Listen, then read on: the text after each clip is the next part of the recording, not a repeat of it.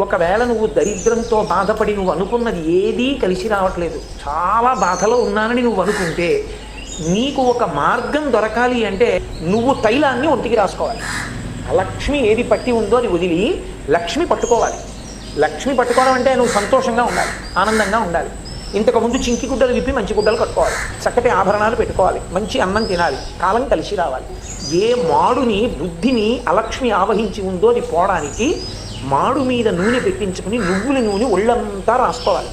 ఒళ్ళంతా నువ్వుల నూనె రాసుకుని తలస్నానం చేయాలి. ఎప్పుడు తెల్లవారుజామున ఒక జాము వేళ ఉన్నాడు. అలా దీపావళి పండగ నాడు స్నానం చేసి దీపం ఎవరు పెడతారో అలాంటి వాళ్ళందరికీ కూడా ఒకటి పాప పరిహారము, గంగా స్నానం చేశాడు అని ఫలితం వేసేస్తారు.